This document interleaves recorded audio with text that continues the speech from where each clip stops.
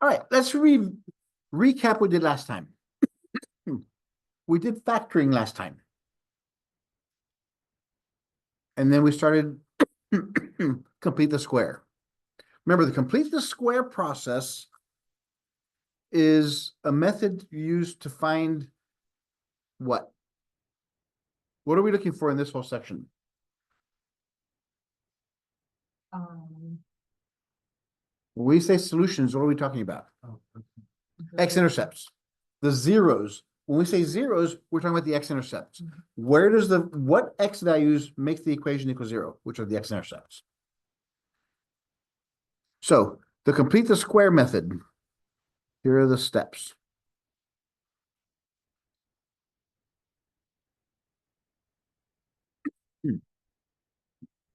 First step, set it equal to zero. Move everything over to one side. So we have to get rid of the 3x.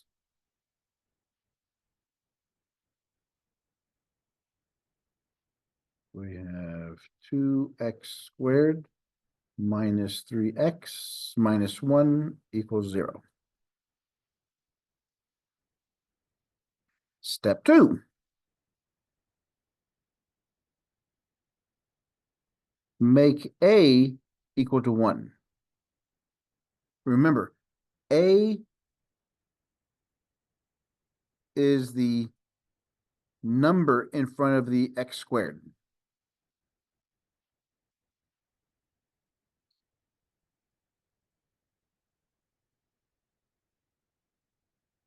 We do that by divide each term by the value of a.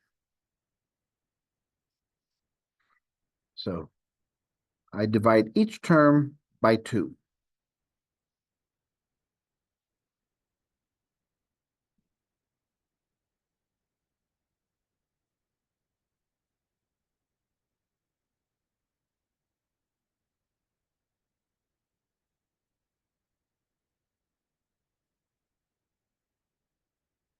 Now we have it set up the way it's supposed to look like. Third step.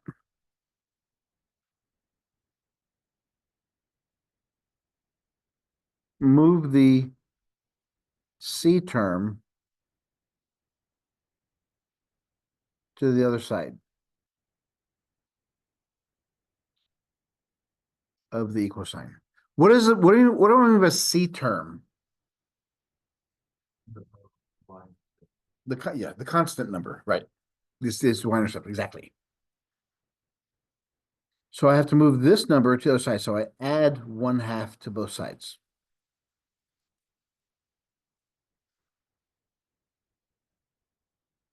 I only want x's on the left and numbers on the right.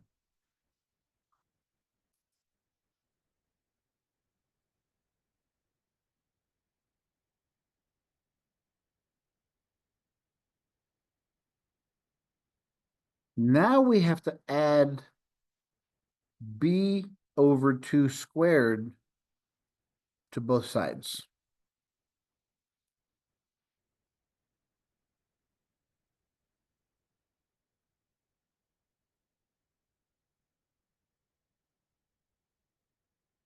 So in our example, what is our b?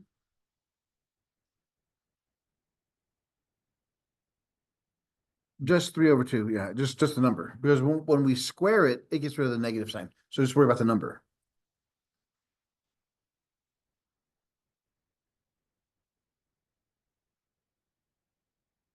So we're going to add 3 over 2 divided by 2 squared to both sides.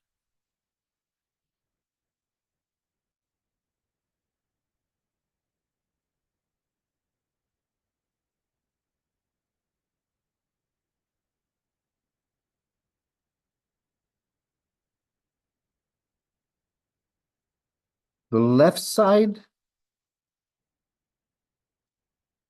only do inside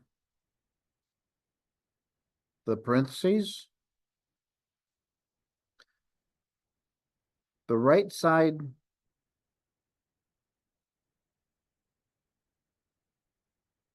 work it out completely.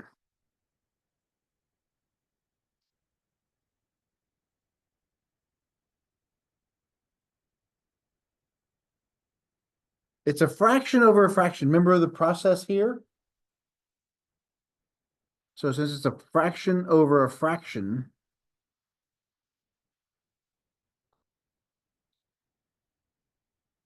in our example, we have 3 over 2 divided by 2 over 1. Take the top fraction, leave it alone. Flip the bottom and multiply it.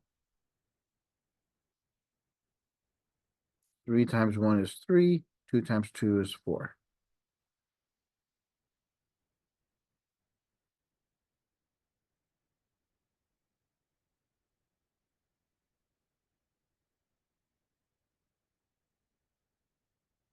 So we have 3 over 4 squared here. 1/2 plus 3 over 4 squared.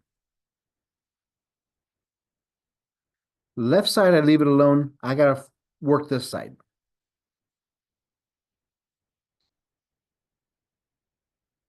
So I square both top and bottom. So 3 squared is 9.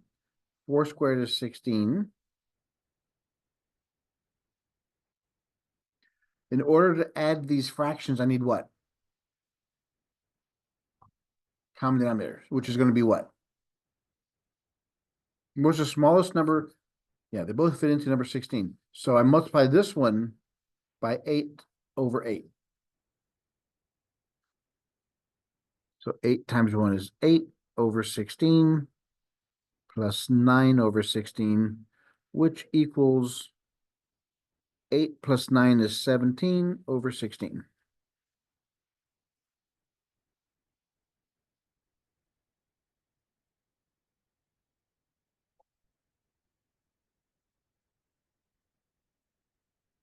So far, so good. Step 5.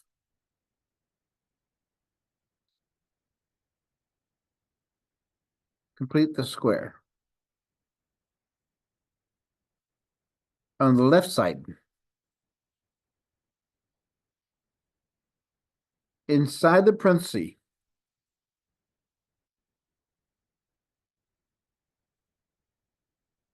put first term, first sign, and then the third term. What I'm saying here is whatever's under the squares, I put those, that's my first and third term.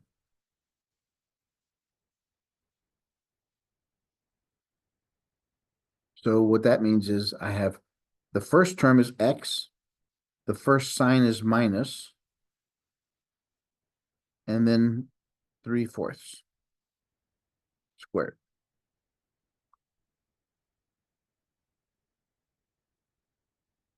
Whatever's under the squares go inside the parentheses, and the first sign goes between them.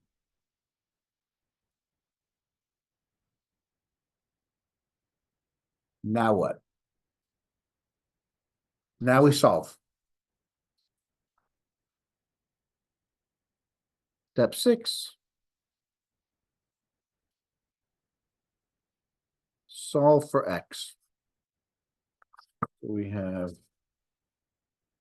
x minus 3/4 squared equals 17 over 16. How do we solve this one? Square root both sides. Because we have to get the x, and it's inside the square. So we square root both sides.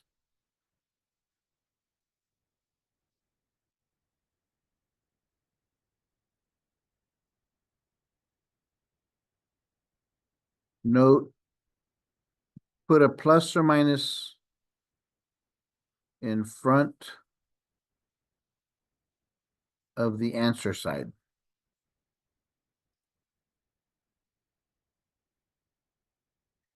So it goes plus or minus the square root of 17 over 16. Whenever you square root something that's squared, you got to put that plus or minus.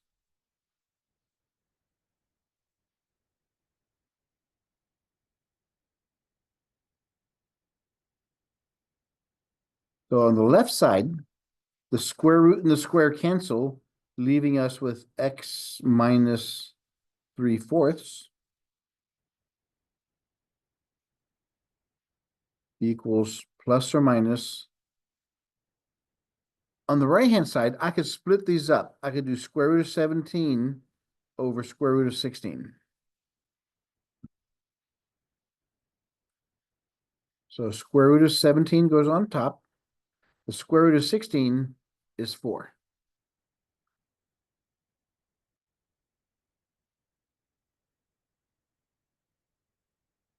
Then get the x by itself, so we add 3/4 to both sides. X is equal to 3/4 plus or minus square root of 17 over 4. Since they're both the same bottom number,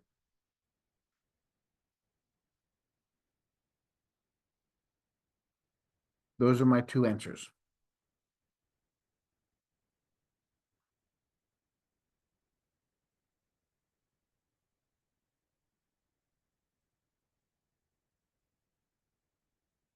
That's the complete the square method.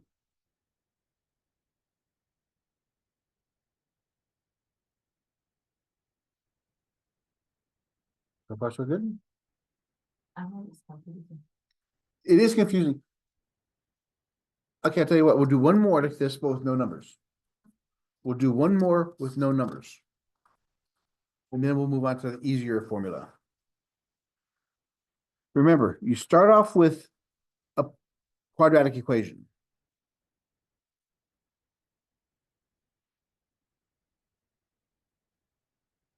Set it equal to 0.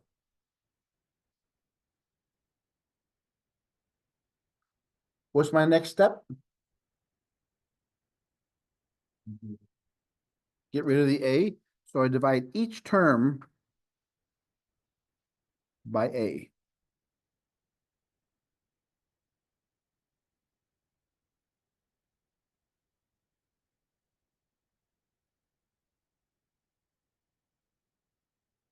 Which makes it x squared plus b over ax plus c over a equals 0.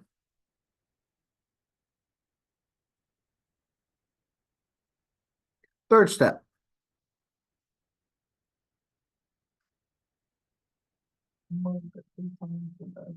Move whatever does not have an x, move it to the other side.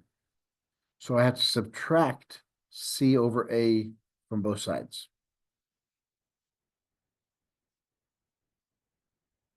So I have x squared plus b over ax. These cancel. Equals negative c over a.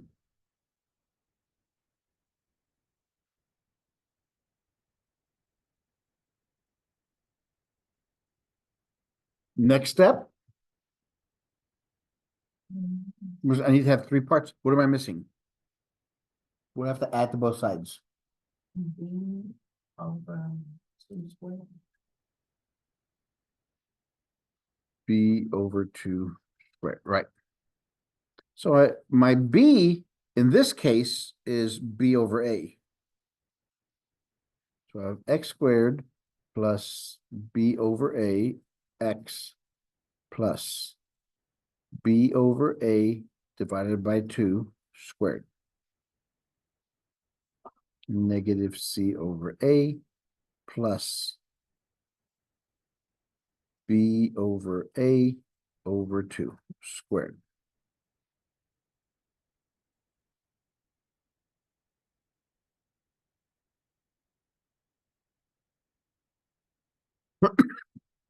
Remember, we have b over a divided by 2. That's b over a divided by 2 over 1. Take the top, leave it alone. Flip the bottom.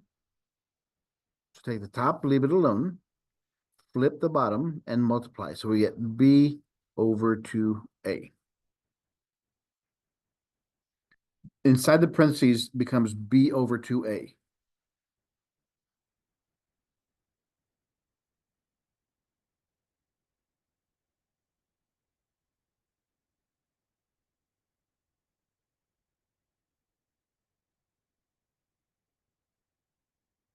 A plus b over 2a squared.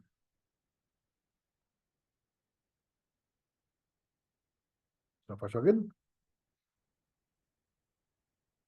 Left side, don't do anything. Leave it alone. But actually, we can do some. We can go ahead and put it inside this parenthesis.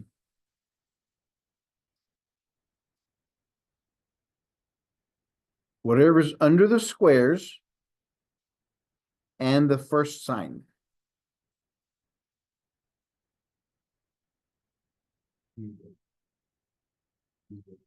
Right, it'd be x plus just b over 2a. It's whatever's under the squares, because there's the square. It's just whatever's under the squares and the first sign. On the other side, let's go ahead and work it out.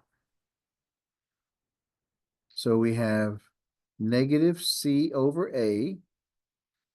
So we square the top and bottom. So it's b squared. We square everything. So 2 squared is 4. A squared.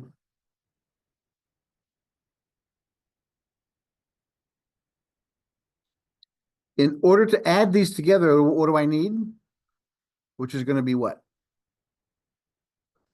4a squared. So this one has an a. I'm missing a 4a, top and bottom.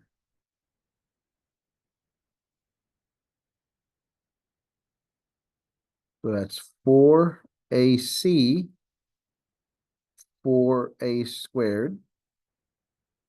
That's a minus 4ac. There's a negative in front of there. Don't forget the negative. Plus b squared, 4a squared. So it becomes, on the bottom, it's 4a squared. I can rewrite the top, make it more easy to read. B squared minus 4ac.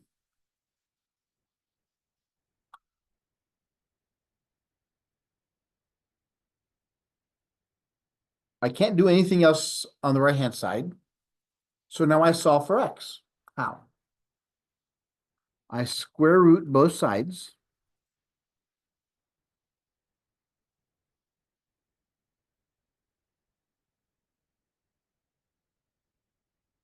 Remember, the answer, I got to put a plus or minus in front of it.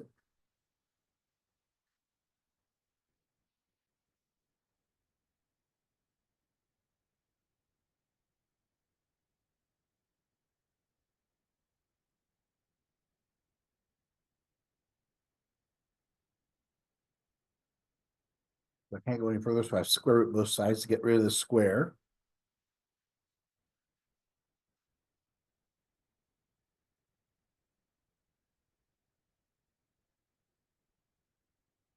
Clean this thing. So the square root and the square cancel. So we have x plus b over 2a equals plus or minus. I'll go ahead and split up the square root symbol. B squared minus 4ac square root of 4a squared.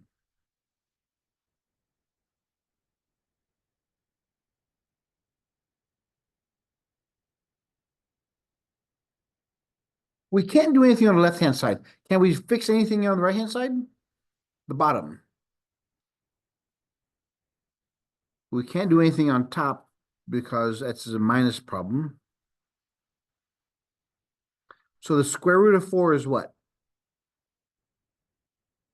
The square root of a squared is 8.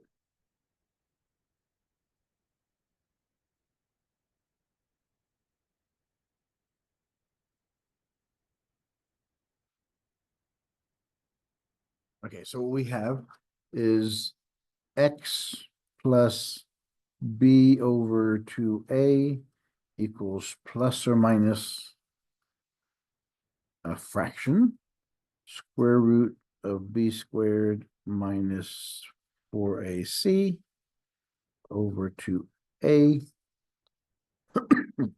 I want to get the x by itself, so I got to subtract what? The b over 2a, right? I got to subtract the whole fraction, b over 2a. Those cancel, so we have x is equal to negative b over 2a plus or minus b squared minus 4ac over 2a.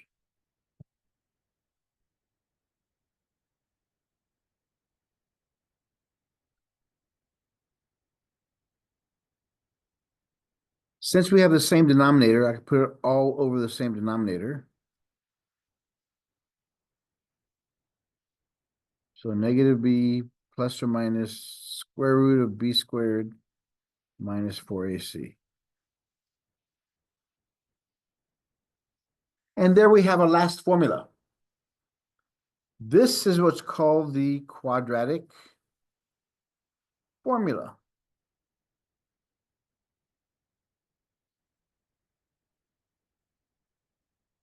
If you don't want to work on factoring or complete the square, this method will always work.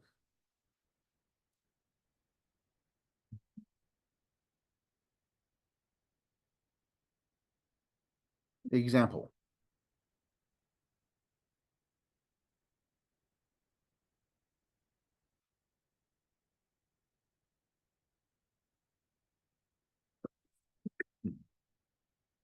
Remember this example here? When we first started this whole topic? We can factor this out if you want to. If we were to factor this out, what do we get?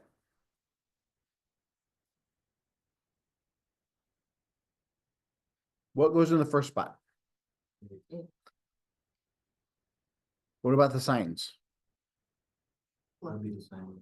They're both going to be the same, because the second sign's a plus. They're both going to be pluses. What times what is 6? When you add them together, you get 5.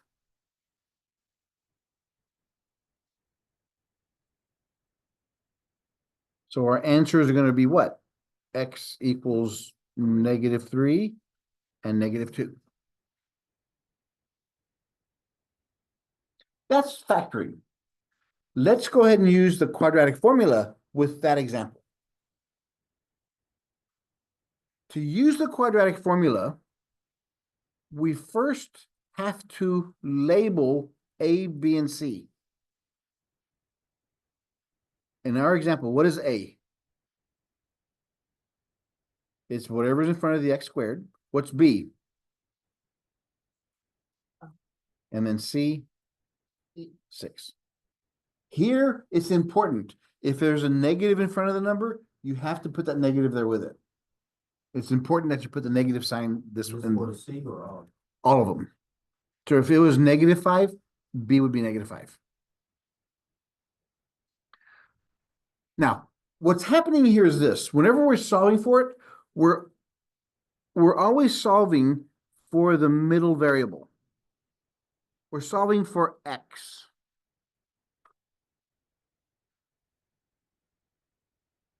So according to this, we have negative. What is b?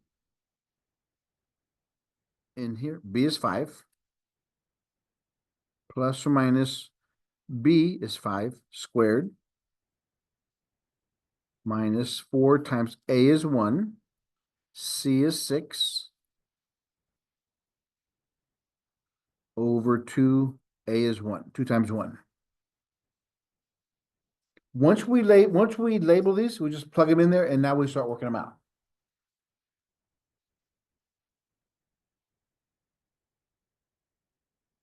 On the bottom, 2 times 1 is 2. -5 plus or minus square root. 5 squared is what? 25. Minus 4 times 1 is 4. 4 times 6 is 24.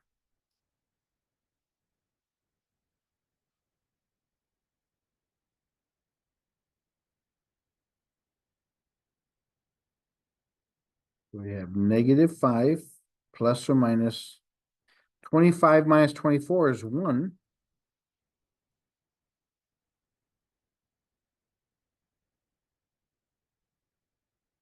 -5 plus, what's the square root of 1? 1.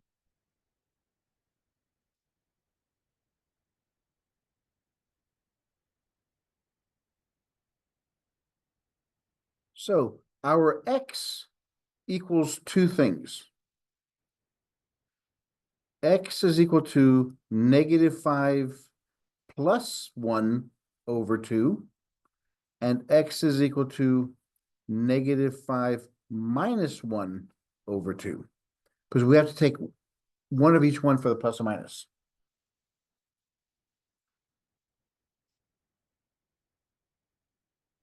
-5 plus 1 is -4 over 2, which makes it -2.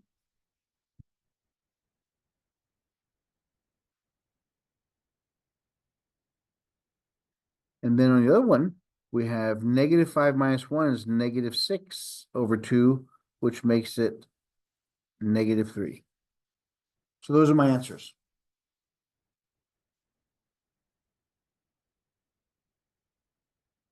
Much, much, much faster. Less confusion. Yes. Well, The- let's look at the one we just did with the complete the square. Let's use the quadratic formula. So let's do this one again. 2x squared minus 1, bless you. Thanks. Remember, these only work for quadratic equations. How do we know this is quadratic? Has an exponent of 2. The biggest exponent is 2, right?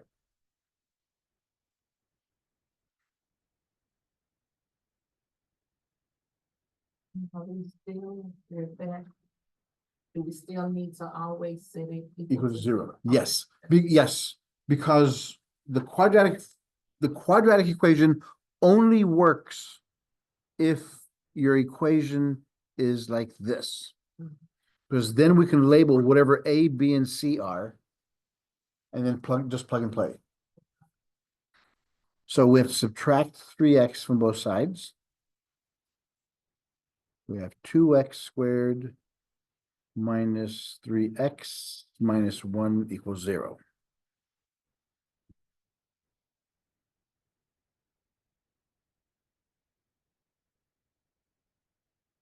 Label A, B, and C.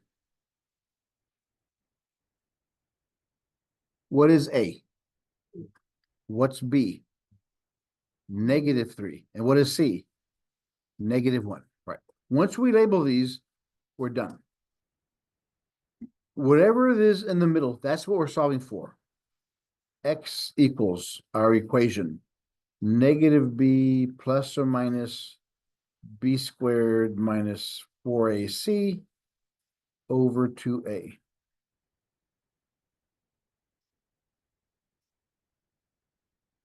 Please, please, please, whenever you do these, always start off by writing the formula down. Because I've had too many students think that they put it in the right spot and they didn't. Always start off by writing the formula down. Now, plug and play. So we have a negative, so that's negative. What's b? B is -3.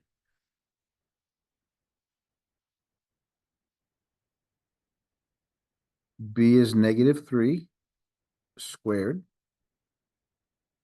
minus 4, A is 2, C is -1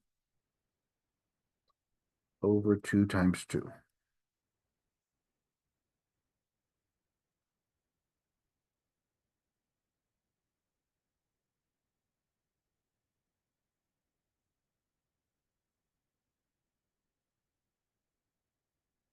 So in the first one, negative and negative makes it a positive.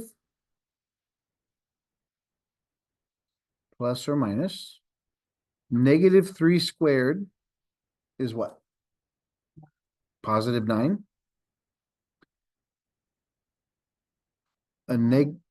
What's that? So it's a negative times a positive times a negative. It becomes a positive. 4 times 2 is 8, times 1 is 8. Over 4.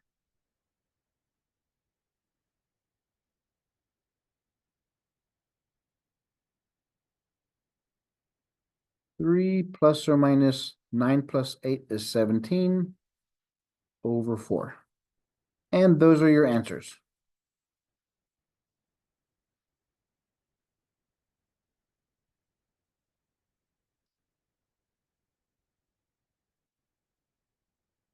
After our laborious attempt, we got this as an answer. Using complete the square. So they'll give you the same answer. It's just that one's easier than the other. That doesn't mean you don't have to learn to complete the square, because that's going to be necessary for us to do when we do graphing and solving for other parts. It's going to be important. You want to try another one, or are you okay with this? Are you okay with it? Don't fall for peer pressure. If you want to do another one, just say yes. Blink 5 times really fast. Okay, let's move on.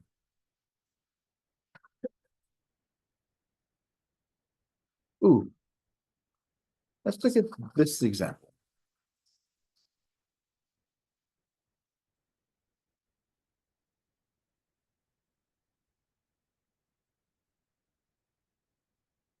X squared plus 5x plus 8 equals 0.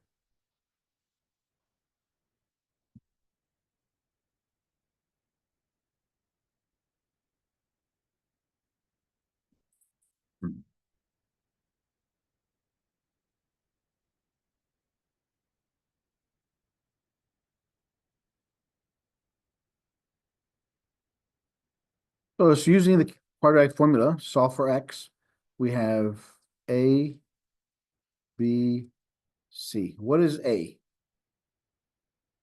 1, B 5. and C. Very good.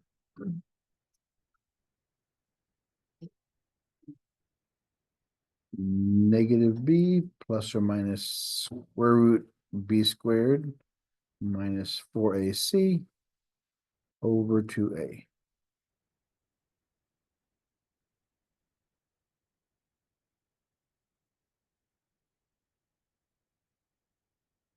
Start plugging them in there.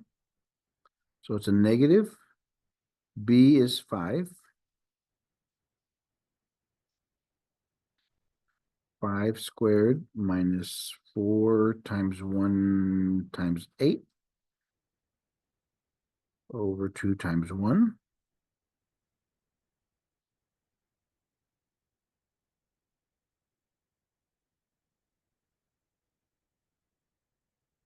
So we have -5 plus or minus the square root. 5 squared is 25. Negative times positive is negative.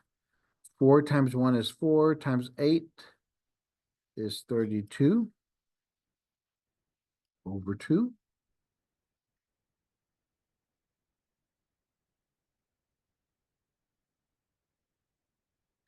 We have -5 plus or minus the square root.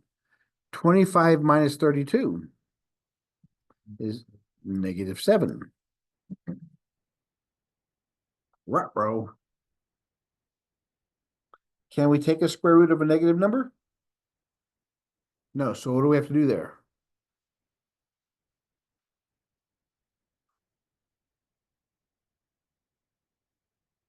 It's a negative inside the square root. Make it into an I. Remember, we talked about imaginary numbers. Whenever you have a negative inside the square root, it becomes an I. So there's your answer. So what does that mean? What is that going to tell us?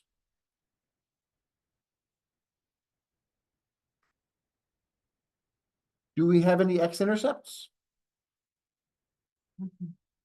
Nope. So as our graph, if we were to graph it, it'll look something like this. Whenever you have an imaginary solution as your x's, that means you don't have any x-intercepts. That's what it's telling us. How many possible x-intercepts can we get? At most.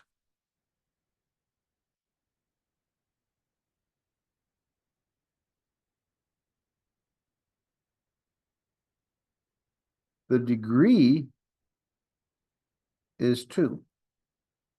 Because that's what that is. That's the degree. So we have at most 2 real solutions.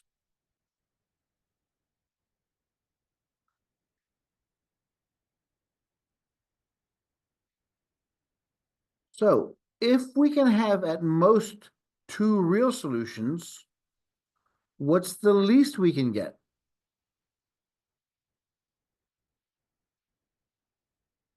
We can have 2 real solutions.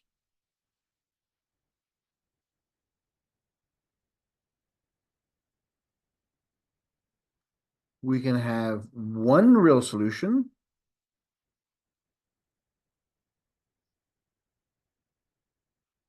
Or we can have no real solutions.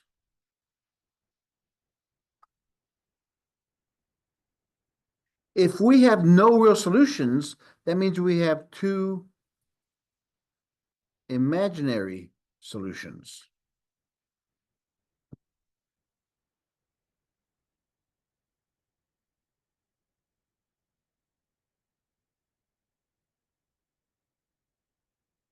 So what makes our equation make us have no real solutions?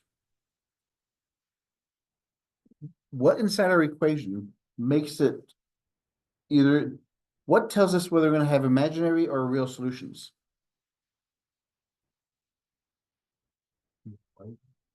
What part of it? The square root part, exactly. The square root part is super important.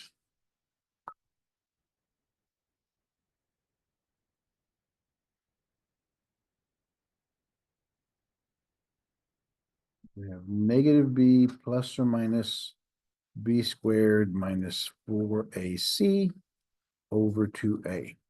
The square root part, this part inside here is very important. It's called the discriminant.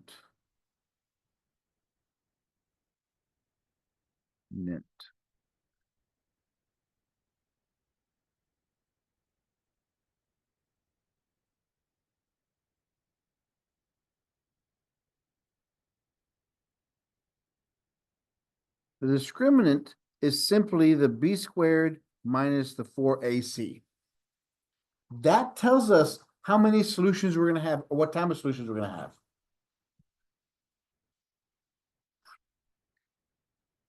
If b squared minus 4ac, if that's positive,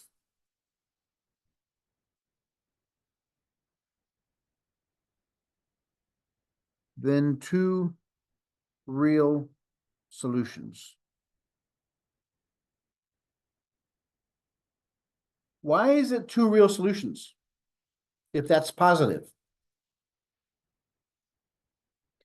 Because let's say this equals 4, positive 4. Square root of 4 is what? So we have the plus or minus 2, so there's two possibilities. So if this is positive, we have two real solutions.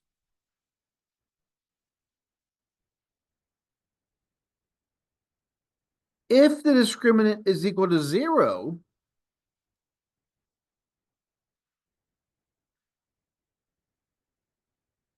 then we only have one real solution.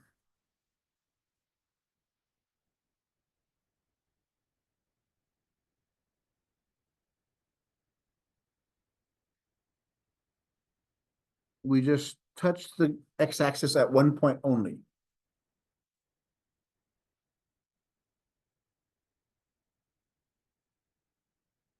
We'll come back to this in a second. This is very important. Because remember, look at this here. It's at the lowest point of the graph, right? And it's touching the x-axis. What is this lowest point of the graph called? What's got a name? It starts with a V. It's a vertex. The vertex is whenever the discriminant is equal to 0, what do we have in our equation? If the discriminant is equal to 0, what do we have left? Negative b over 2a. So this x value of the vertex is negative b over 2a. We're going to talk about this in the next section, but might as well introduce it here because that's what it's telling us.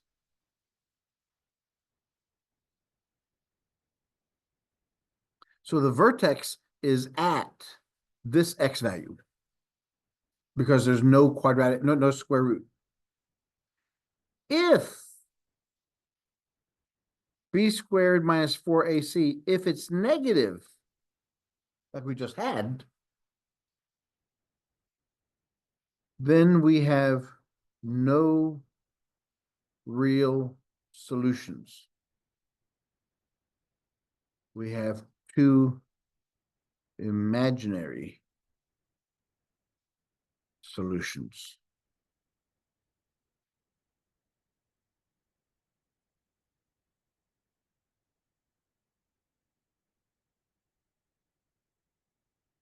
So if you think about it, if I give you an equation, you can tell me how many solutions you're going to get before we go any further. By just plugging the b squared minus 4ac and see what happens.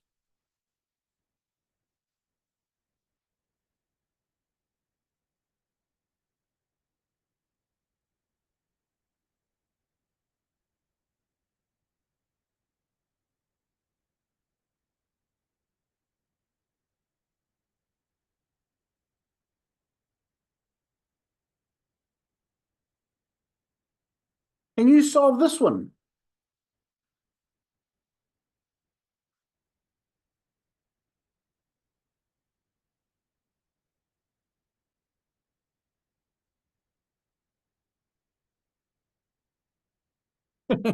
What's different about this one? The exponents got a lot bigger. How about if I gave you this one?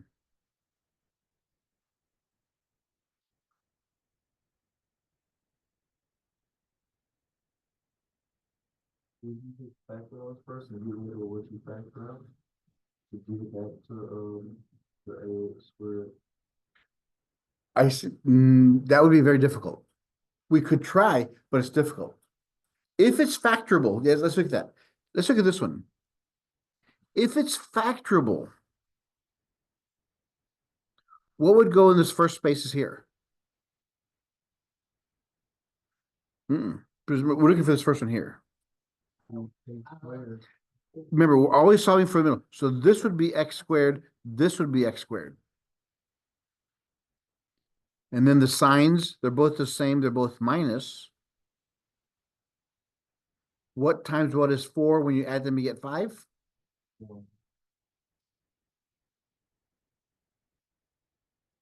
How many solutions are we supposed to have? 4. Because now what we do, we would take these equations, set them equal to 0. So we have x squared equals 4, x squared equals 1. Square root, everybody. So we have x equals plus or minus 2, x equals plus or minus 1. Those are our four solutions. Can we do the same thing here? Oh, yes. Why can we do that? Because these are what we'll call quadratic in form. So we could do it. We could. As long as you remember we put x squared. If we can also use this the quadratic formula. Instead of making it x equals, we can say x. In this case, it's x squared equals negative b plus or minus b squared. As long as it's in quadratic in form. What does that mean? Remember, originally, a quadratic equation looks like this. What's the power of this one? So how do I go from this to that? Times 2. So if you have a situation where the middle, there's only two x's, the last one's a constant. If the middle x times 2 gives you the first x, then it's quadratic in form.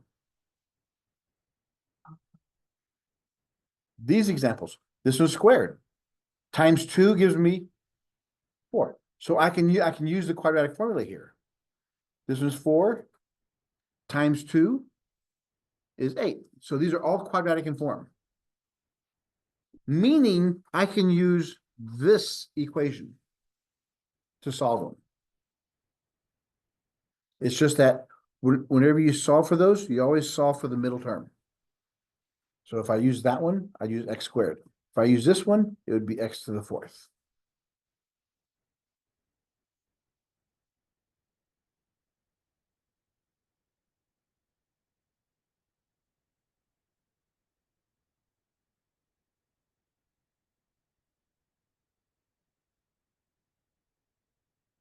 Does it get any easier? Just a little bit. Actually, no. It's easier to get more difficult. Look at this next example.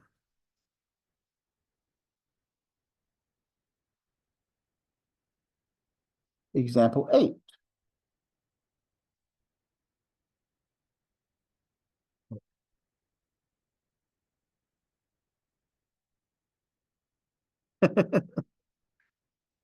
Is this quadratic in form?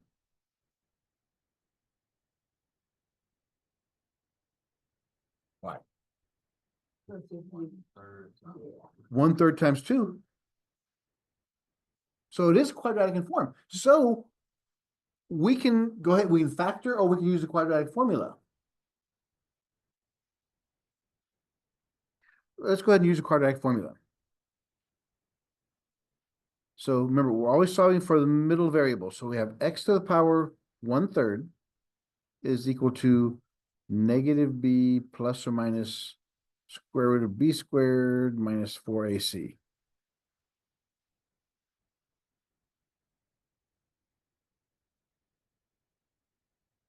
What's a, b, and c? What's a? One. 1. A is in front of the leading term. Always. It's always going to be the leading term. B is Negative. -2, and C is Negative. -3. You have to, if it has a negative, you have to incorporate the negative. Now just plug and play. So we have a negative in front of the B. So B is -2 plus or minus -2 squared. 4 times 1 times -3 over 2 times 1.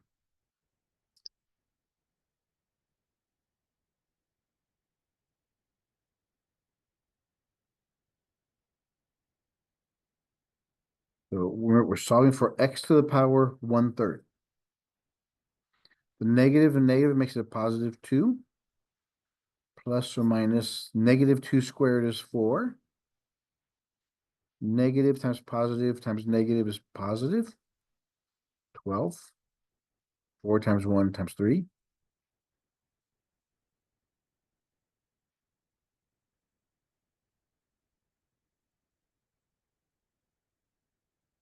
So we have x to the power 1/3. 2 plus or minus 4 plus 12 is 16 over 2.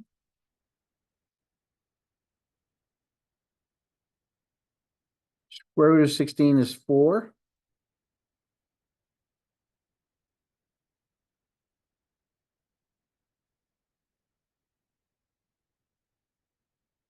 Actually, let me put that below there. So it's easier to keep track of what we're doing. 2 plus or minus 4 over 2. Now I got to look at both possible answers. I got to look at the positive answer and the negative answer. So we have x to the power 1/3 equals 2 plus 4 over 2.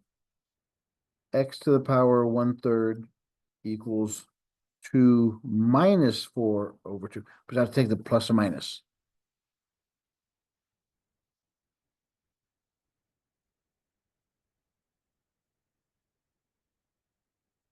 Two plus 4 is 6 over 2. So we have x to the power 1/3 equals 3. 2 minus 4 is negative 2 over 2. So x to the power 1/3 equals negative 1. Now comes the question you're going to ask. How do we do, what do we do from here? What if you do to get rid of the 1/3? If we raise both sides to the third power, why do we raise it to the third power? Is because whenever you power to a power, you multiply. So you have 1/3 times 3, they both cancel, leaves us 1. So this becomes x is equal to 3 times 3 times 3, which is 27. Same thing over here. Both sides to the third power. So x is equal to negative 1. Those are my solutions.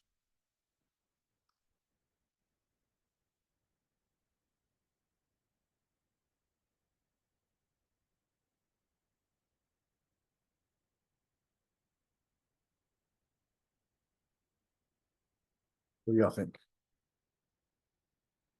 So again, it doesn't matter what the numbers are, what they look like is, we could even factor this one.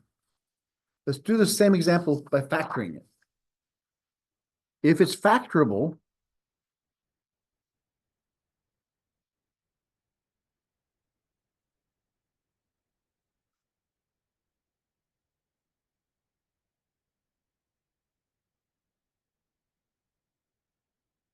factor if possible.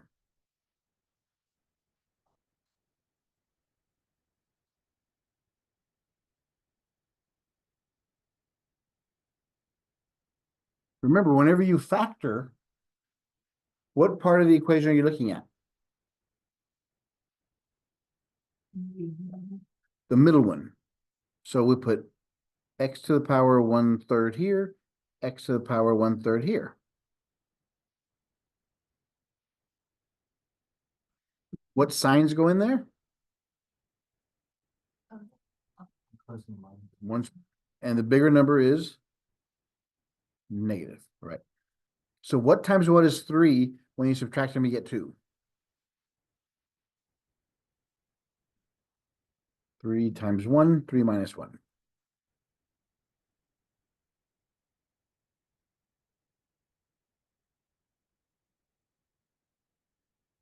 So now we set these equal to 0.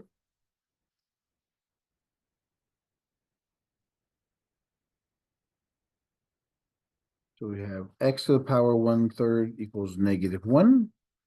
X to the power 1/3 equals positive 3.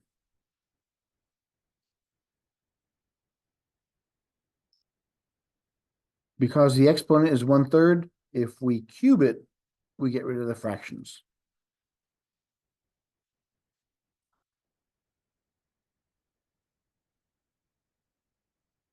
X is equal to. So so it doesn't matter how we do it, the same thing happens.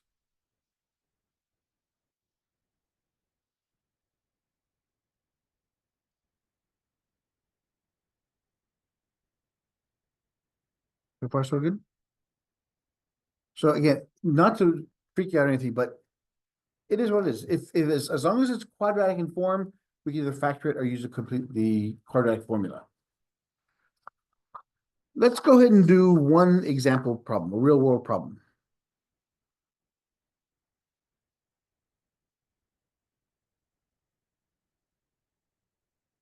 Example 11.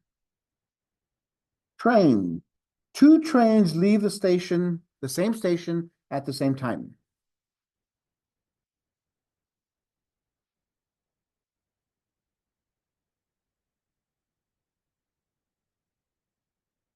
Same station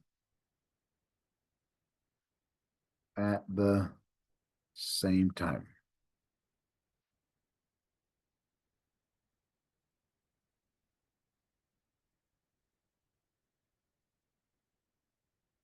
One going west,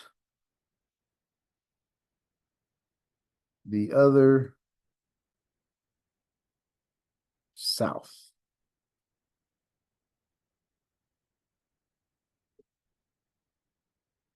So here's the station.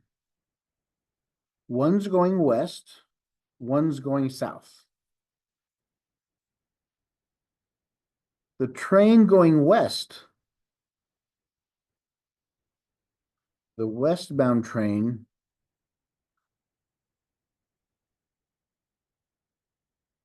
traveled at 20, travels 20 kilometers per hour faster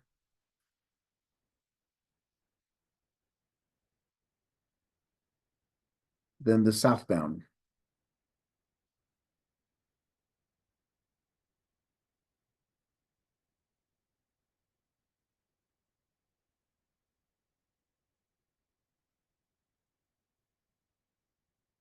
So after 2 hours,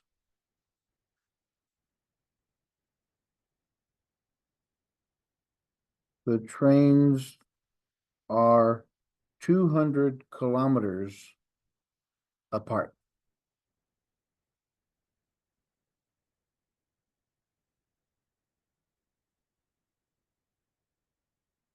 Find their speeds.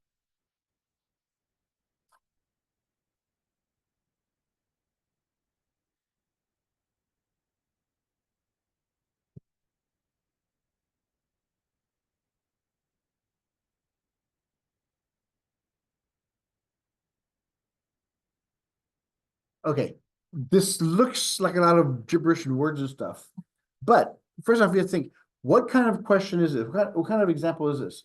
It's trains moving, so it's a motion problem.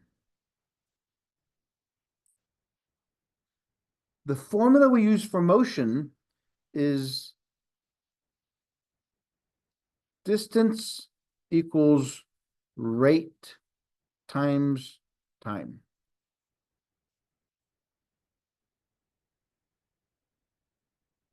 Distance equals rate times time.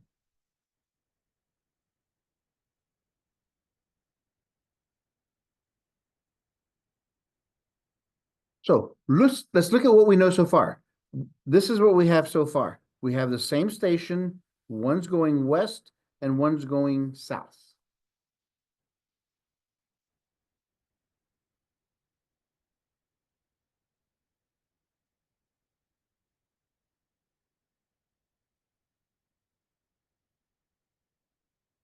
The westbound train is going 20 kilometers an hour faster.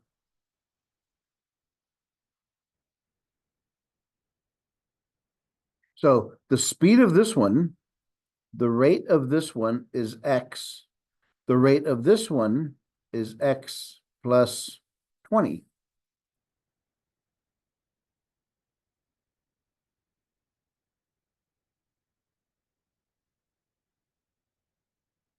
What time do we have? After 2 hours. The time is after 2 hours.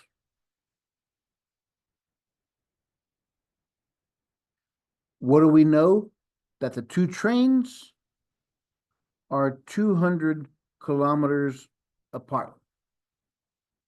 So do we have a formula to solve this one?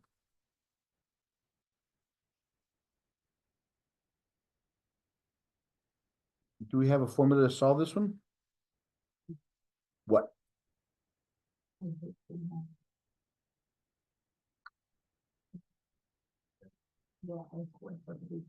Right. It's magnesium, right triangles. So we're looking at this 200. So what's the distance on the westbound train? The distance of the westbound train is rate times time, which is 2 hours times X plus 20.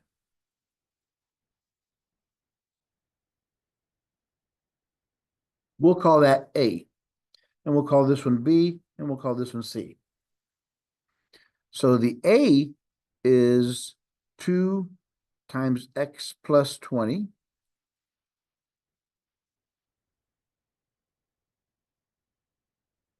The bottom one is the distance down traveled was rate times time. This is 2x. So it's this one squared plus this one squared equals the distance apart, which is 200 squared.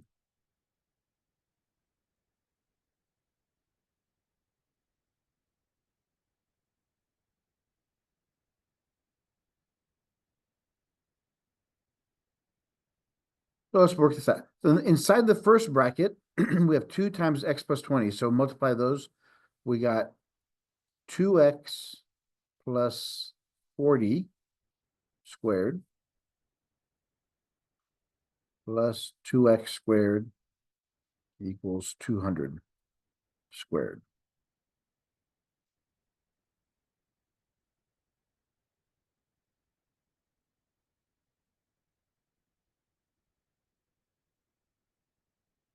Two X squared. Because it's squared, we square both of those. So 2 squared is 4X squared. This one here is going to take some thinking, but 200 squared. 200 squared is 200 times 200. 2 times 2 is 4 with 4 zeros behind it. That's 40,000.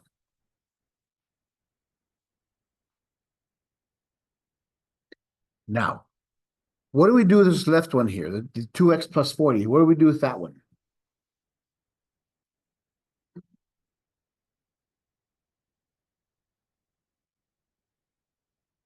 We have to square. So what does this mean? It means 2X plus 40 times 2X plus 40. Because it's an equation. Because we're just going to hear about 2X times 2X, which is 4X squared. So we're going to do this. So we got to do this. 2 times 2 is 4. 2 times 40 is 80. 40 plus times 2 is 80x, I should say. Plus 80x plus 16 and 2 zeros. So it's 4x squared, I should say. 4x squared plus 160x plus 1600.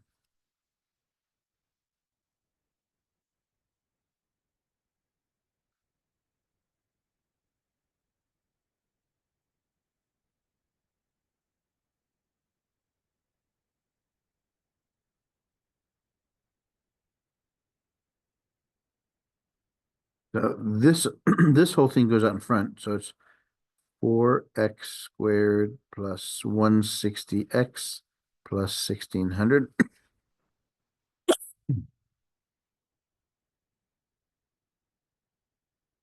Combine like terms, we have 4x squared and 4x squared makes it 8x squared plus 160x plus 1600 equals 40,000.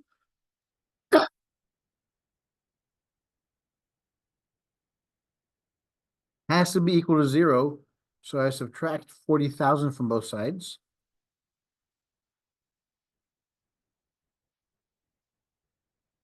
We have 8x squared plus 160x. 40's, so 40 minus 16 or 1,600 is 38,400.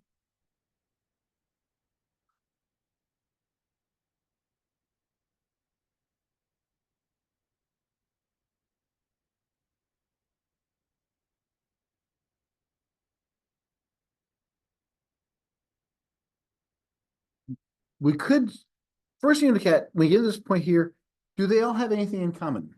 They're all even numbers, so I can divide them by 2. Let's see what happens here. If I divide each of these by 2, what do I get? I get 4x squared plus 80x minus half of 38 is 19,200.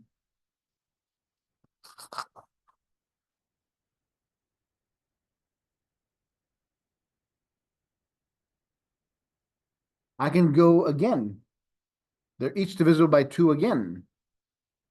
So divide each of these by 2. How do I know this was divisible by 2? And it's in a 0. It's an even number. So 4 divided by 2 is 2. 40x. 2 goes into 19 9 times with 1 left over. 2 goes into 12 6 times with 2 zeros behind it. And I can divide by 2 again.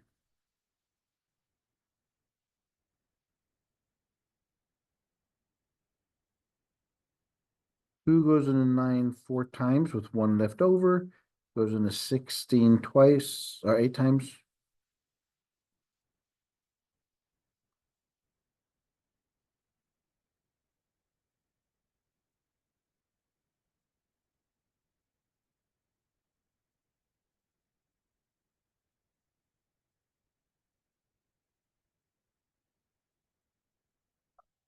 So it's x and x. The signs are opposite, and the bigger number is going to be a plus.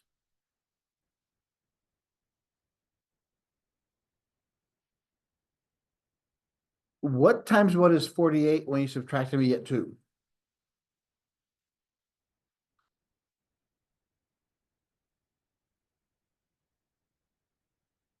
Eight and 6. So it's 80 and 60.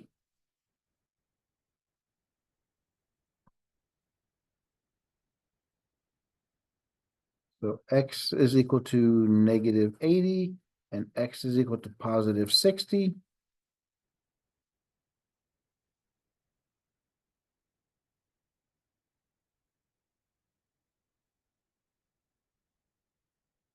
So what's our final answer?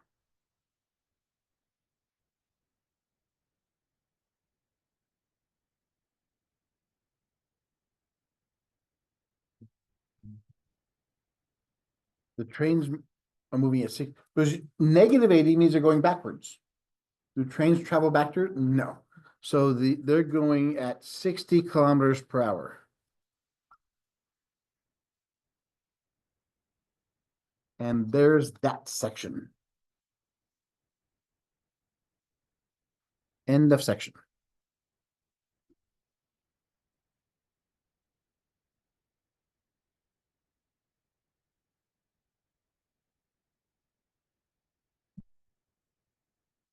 That feels so good when that happens.